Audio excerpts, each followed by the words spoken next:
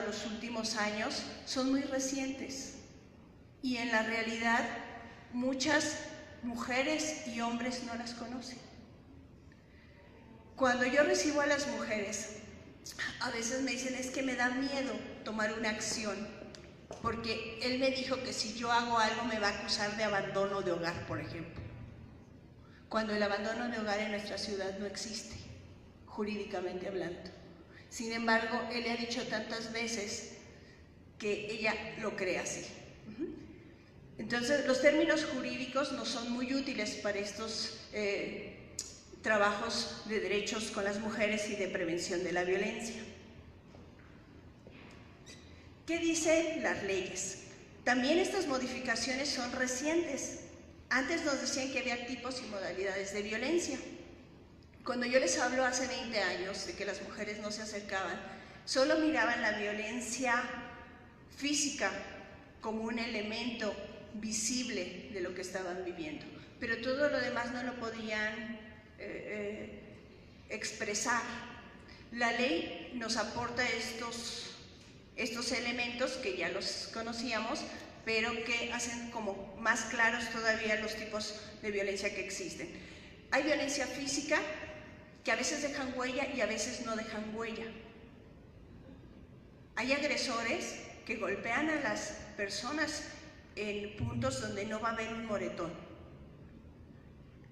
La ley dice violencia psicoemocional. Cuando una mujer me dice, no, yo no veo violencia porque a mí no me tocan, no me golpean.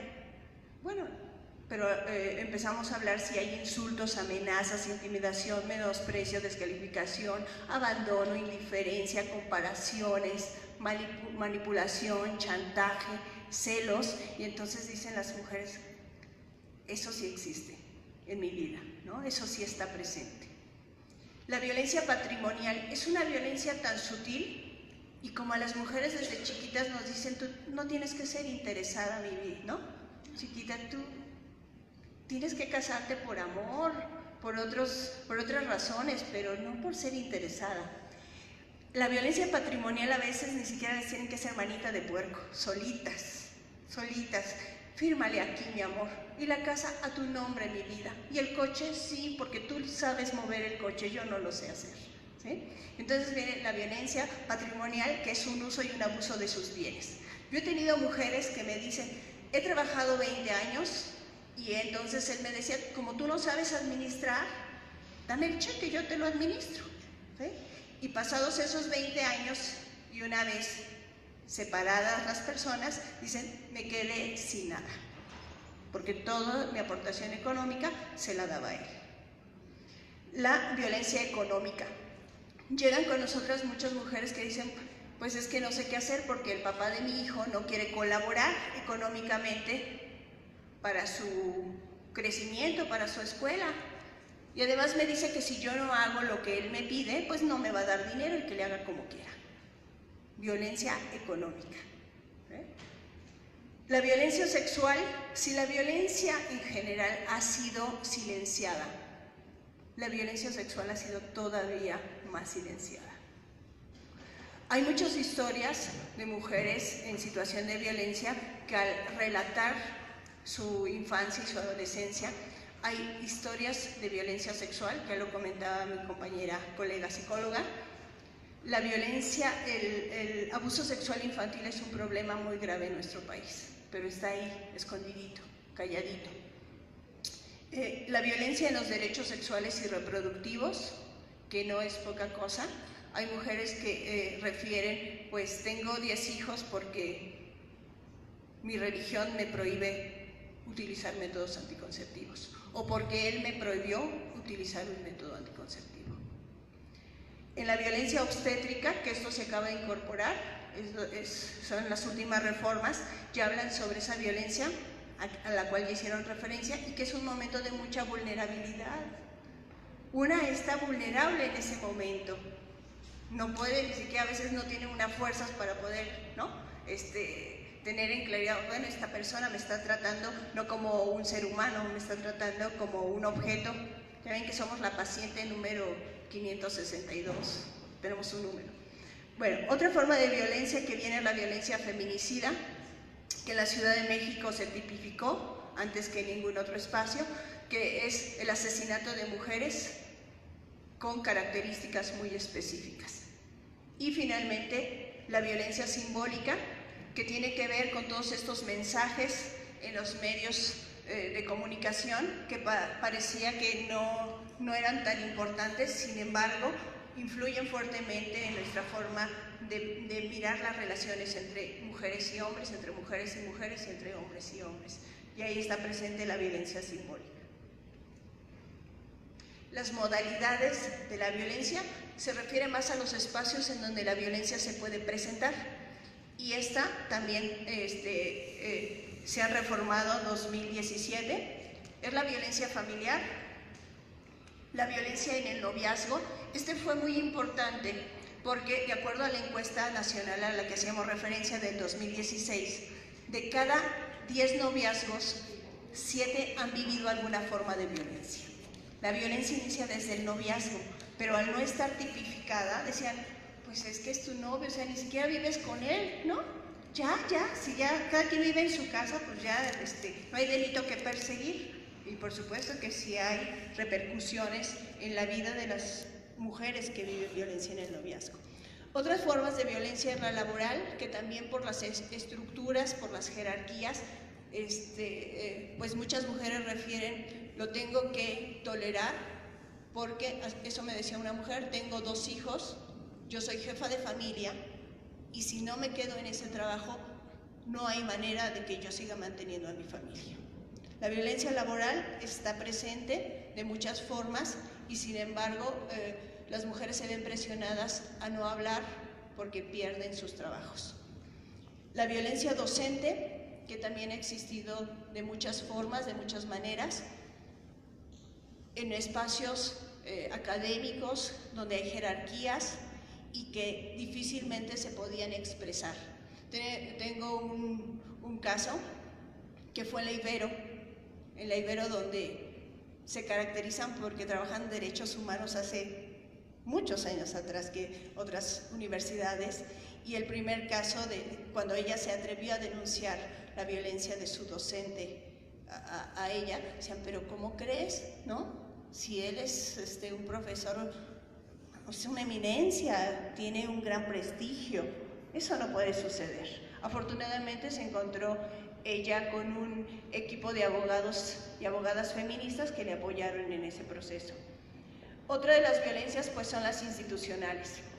Muy interesante esto de los feminicidios, porque ayer hacíamos un análisis justamente en la Facultad de Psicología de la UNAM y estamos revisando cómo la violencia institucional lleva a los feminicidios, porque como psicóloga ¿no? En un espacio podemos detectar muchas formas de violencia, pero si va la autoridad y no se hace nada, pues la mujer sigue en riesgo.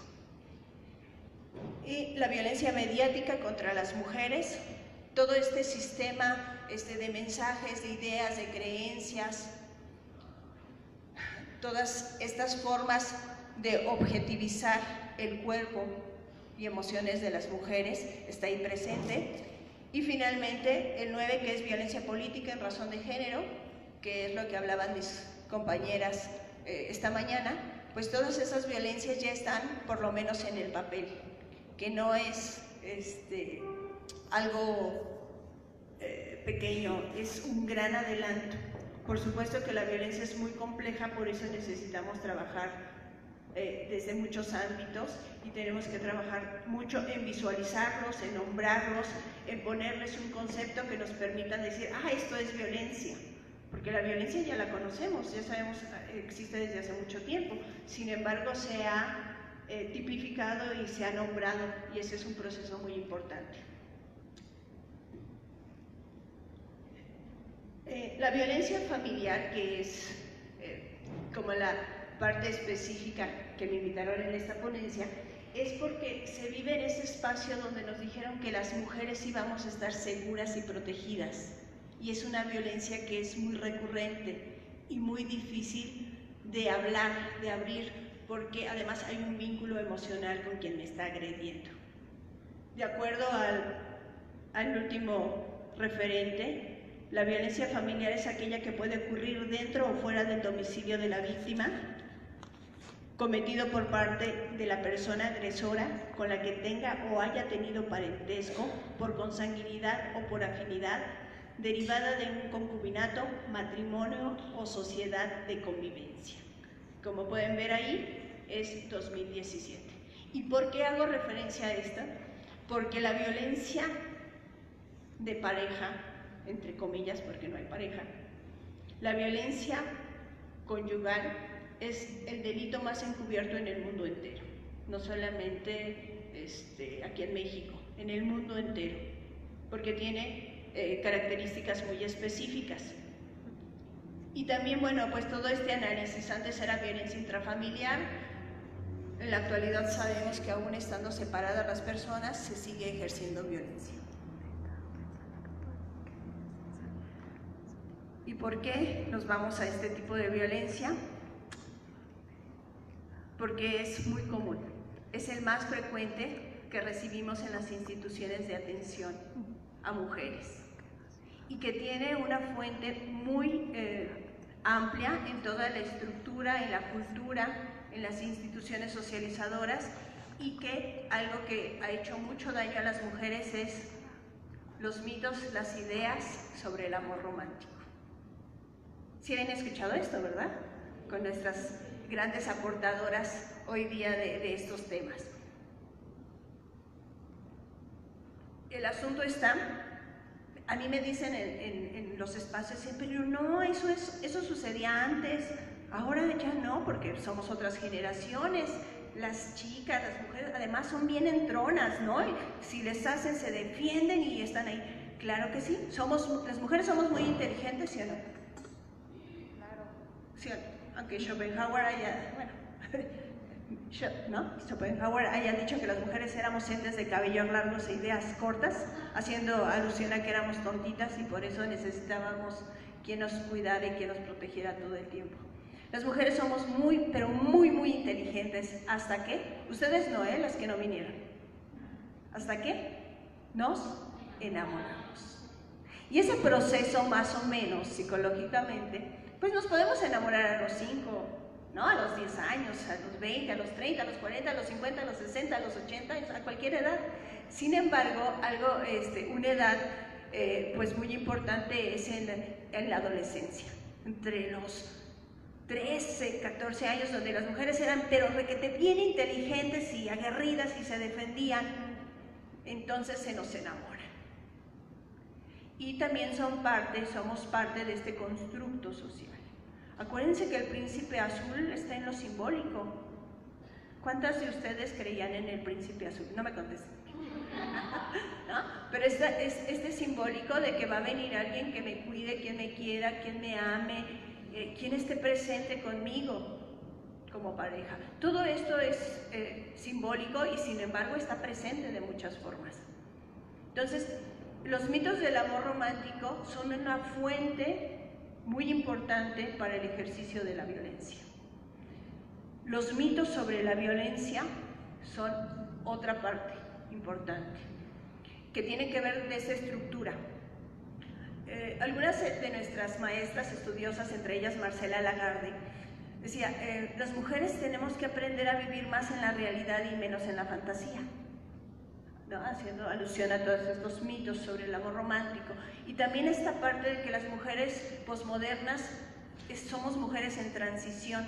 ¿Qué quiere decir esto? Que hay cosas que somos muy convencionales y hay cosas que somos muy, pero muy modernas, que hemos cambiado los esquemas que podían tener nuestras madres y nuestras abuelas. Y aquí también es muy importante algo. Las mujeres en México tenemos apenas 65 años de ser consideradas ciudadanas plenas. Muchas de nuestras madres y nuestras abuelas no crecieron con derechos.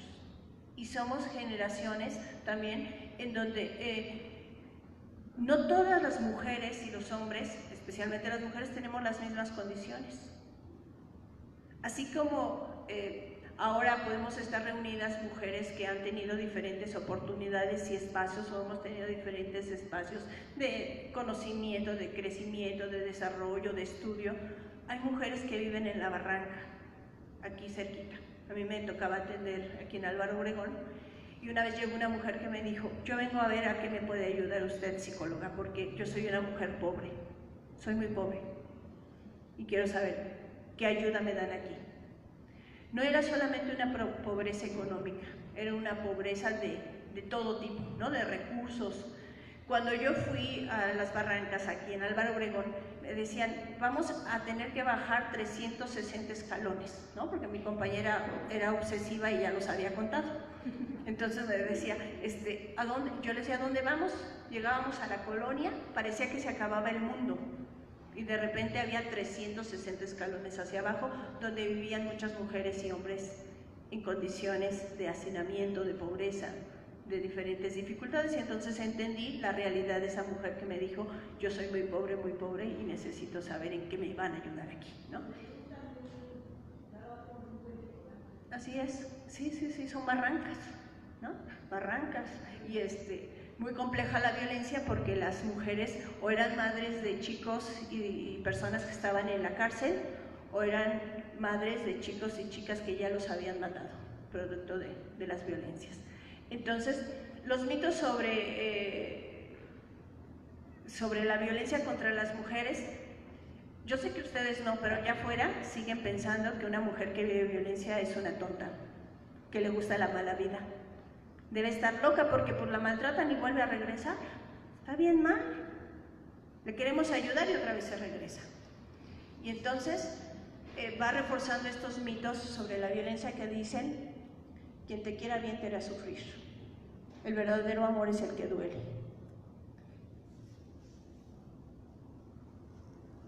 Esto a una... Que el amor lo perdona todo. Que el amor equivale a un compromiso total e idéntico a lo largo del tiempo. Que nuestra pareja nos pertenece. Que nunca más voy a conocer la soledad. Que la fidelidad es la verdadera medida del amor. Que las buenas relaciones sexuales resuelven cualquier problema. Que el matrimonio no está completo si no se tiene hijos. Que el sacrificio es una auténtica prueba de amor. Que los celos son una buena prueba de amor. Que las personas a las que amamos pueden cubrir todas nuestras necesidades emocionales, intelectuales, económicas, sociales, etc. Que las parejas sanas son monogámicas y que para que una pareja dure, la mujer tiene que ceder. ¿Habían escuchado estos mitos? Bueno, son mitos, ¿verdad? Porque al análisis que hacemos posteriormente, pues no son realidad, sin embargo están presentes en nuestra sociedad, mucho más presentes de lo que nos podemos imaginar. Esta es la encuesta, ¿no? ya les hablaba de la encuesta, que mujeres de 15 años y más, el 66.1 han enfrentado al menos un incidente de violencia por parte de cualquier agresor alguna vez en su vida. O sea, 7 de cada 10. Y el 43.9% de las mujeres han sufrido violencia por parte de su actual o última pareja, sea esposo, novio, concubino, amasio o como sea la relación. Y en los espacios públicos o comunitarios, el 34.3% de las mujeres han experimentado algún tipo de violencia sexual. O sea, la violencia no es un problema pequeño, es un problema muy grande. ¿Qué sucede en los procesos psicológicos? Que esta es como la parte importante del asunto, porque la violencia a veces no se comprende totalmente, porque cada caso es muy específico y cada caso es muy particular. No todas las mujeres podemos vivir las mismas violencias ni de la misma forma, y la violencia es compleja, es como un abanico. Un abanico en donde puede haber mujeres que a lo mejor tienen un cuchillito de palo, que así lo refieren, pues que no corta, pero todo el tiempo está duro y dale, y algunas mujeres están ahí sometidas a ese tipo de violencia. Pero también en ese abanico hay mujeres que corren riesgo su salud y su vida por la condición de violencia que se vive. Entonces, la violencia en las relaciones de pareja, entre comillas, porque no hay pareja, empieza desde el enamoramiento. Yo les digo, así como nos enseñan español y matemáticas, nos deberían de enseñar enamoramiento y entender que el amor no es ciego, sordo y mudo. El que es verdaderamente ciego, sordo y mudo es el enamoramiento. ¿Ustedes han estado enamoradas alguna vez en la vida? ¿Qué se siente estar enamorada?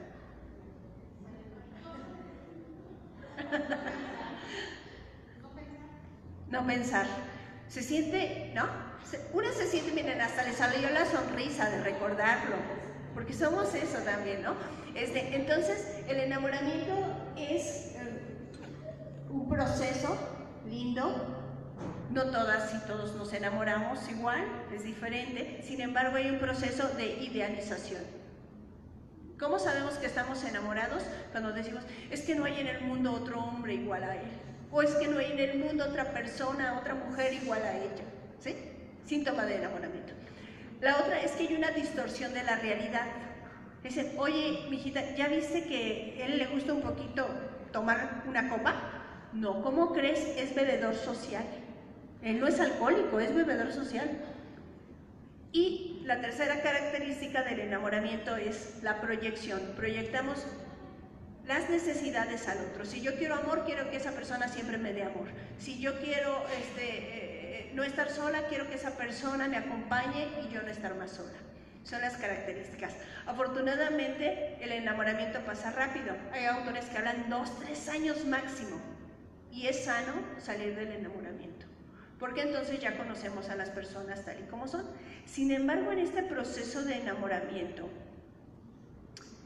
en un inicio la mujer es un objeto de amor, porque además a las mujeres nos educan como seres de amor y para el amor, pero para otros, no para una misma. Es para que el otro esté contento, para que los demás estén bien. Y algo que nos pega muy fuerte a las mujeres es: tienes que ser linda y bella para que te quieran, porque si no nadie te va a querer. Si eres rebelde, andas en las marchas, eres feminazi, ¿quién te va a querer?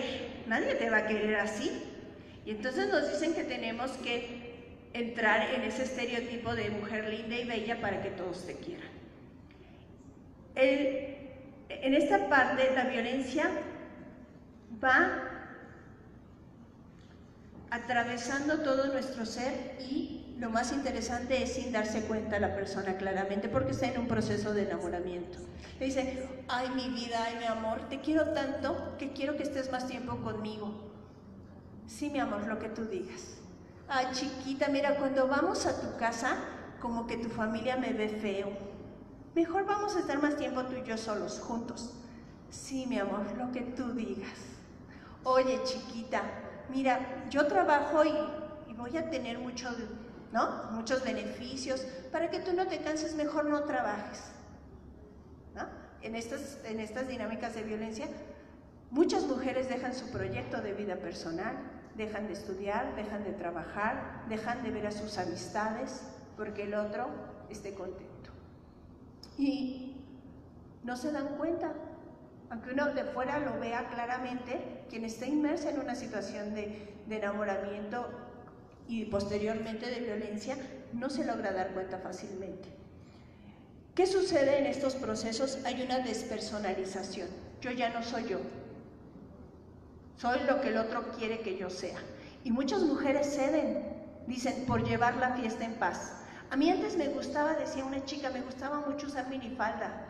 Me gustaba mucho usar escotes porque pues me siento bien así, pero él me dijo que estando a su lado no podía vestirme tan corta porque se sentía incómodo si alguien pasaba y me miraba.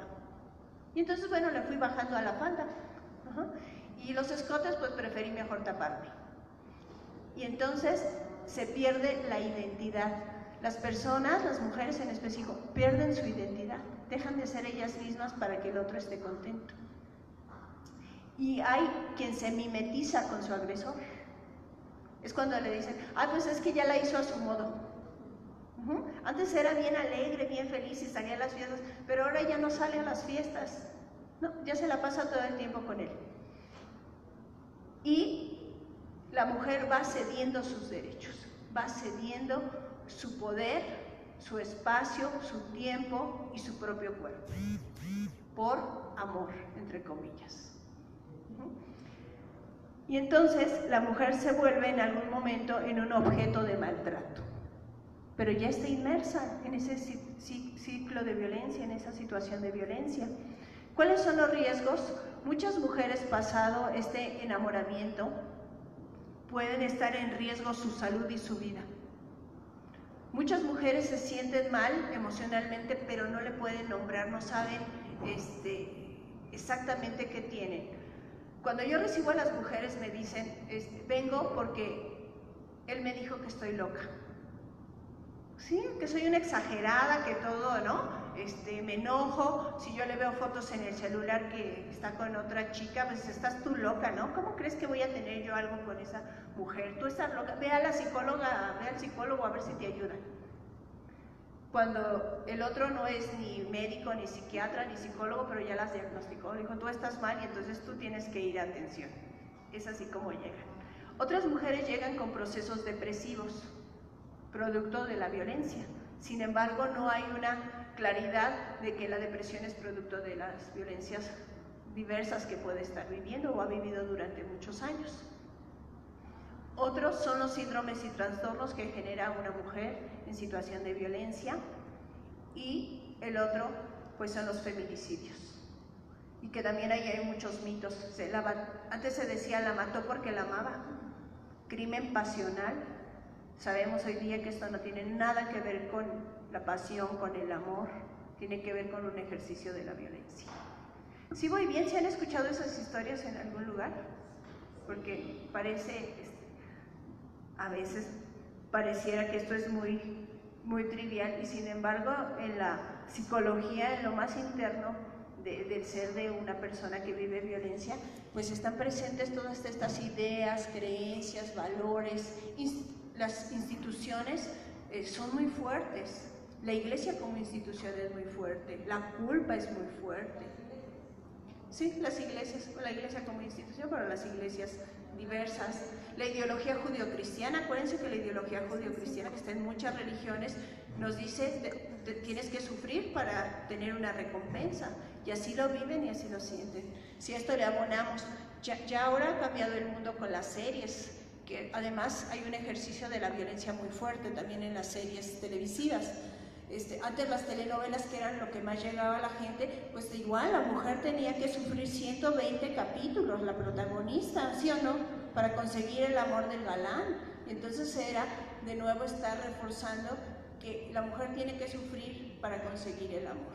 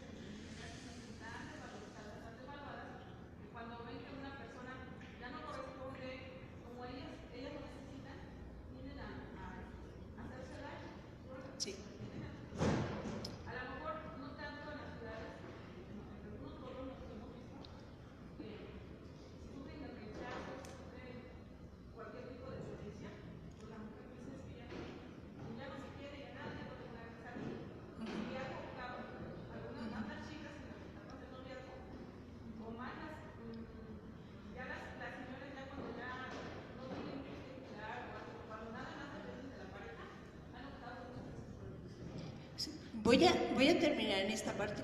Sí, las consecuencias de la violencia en las personas son muy graves. La violencia no solamente afecta a las mujeres, la violencia afecta a los hombres, a los hijos y a las hijas, a la sociedad en general. La violencia es un problema muy grave de salud pública, y después de 20 años de trabajo y de reflexiones, antes se creía que la violencia solamente tenía que ser atendida hacia las mujeres. Hoy día sabemos que los problemas de violencia se tienen que atender todos. Tiene que haber espacios para hombres, espacios para mujeres. En nuestro sistema, en donde hay violencia institucional grave, no hay espacios de atención para niños y niñas. No hay espacios de atención para la violencia sexual. No hay espacios de atención para hombres generadores de violencia. No hay un perfil delimitado del agresor, porque la violencia es estructural, es cultural, es familiar, se va reforzando con todas las instituciones, iglesia, escuela, servicios de gobierno, de salud, todo esto. Entonces, ¿a qué le apostamos hoy día? A todo esto, a seguir trabajando en programas, en proyectos que contemplen a toda la sociedad. A mí me llama la atención siempre que voy a dar estos temas, aunque hablamos de una invitación abierta para todos y todas, que la violencia de género no es solo contra las mujeres, siempre nos encontramos los mismos escenarios. Somos 99% mujeres y 1% hombres. Pareciera que estos problemas no tienen que ver con algunos hombres, ¿no? Pareciera que estos problemas nada más tienen que ver con las mujeres. Y de ahí otra vez la parte de la culpa, de la responsabilidad hacia las mujeres, ¿no? Es un problema social que todos y todas tenemos que aportar y que lo que hoy día se está trabajando mucho es en la cultura del buen trato. ¿Cómo podemos contrarrestar la violencia? Pues con una cultura del buen trato. ¿Qué es la cultura del buen trato? Pues todos y todas hacer una reflexión de nuestras propias violencias y actuar, expresarnos, atender, hacer de una forma diferente. Si nos dijeron, ¿no? o aprendimos que la violencia era algo normal, natural, que estaba presente en muchos espacios, decir, no, la violencia no es normal, no es natural. Ninguna persona, ninguna mujer merece ser maltratada bajo ninguna circunstancia y bajo ninguna justificación. Hoy día tenemos leyes, nos hace falta mucho trabajo porque todavía estas servidores y servidoras públicas en todos los niveles, pues somos producto de esta cultura de desigualdad, de violencia. Y aunque las leyes están muy bonitas, pues si traigo la idea de que, pues ahí viene otra vez la mujer que es bien tonta y es maltratada, no la voy a atender adecuadamente. Entonces, es un problema complejo. La psicología de una mujer que vive violencia, desde la psicología sí hemos tratado de desvictimizar. Jurídicamente se sigue utilizando la palabra víctima. Las mujeres que viven violencia son mujeres muy fuertes y ya con esto me voy. Como mi primera formación en la vida fue ser karateca, ¿sí? Dedicarme a las artes marciales. La mitad de mi salud emocional se la debo a las artes marciales y además sí tiene que ver con todo el trabajo del cuerpo, el trabajo de colocarte, de enraizarte, de toda esta parte del lenguaje no verbal, de cómo te miras, de cómo construyes tu ser mujer, tu autoestima, es muy importante. Entonces la violencia no solamente la tenemos que trabajar desde acá y desde acá, tenemos que movernos, tenemos que aprender a movernos del lugar en donde estamos expuestas a la violencia y encontrar juntas y juntos con los hombres también alternativas de mejores tratos y desmitificar el amor es parte muy importante, desmitificar las formas de violencia y sí, pues veremos a lo mejor nuevas generaciones, otras generaciones que digan, pues sí, la violencia no es normal, no es natural. Con eso me quedo. Muchísimas gracias por su atención porque el tiempo es corto. Sí. Muchas gracias a nuestra ponente. Bueno, ahorita ya no da tiempo de hacer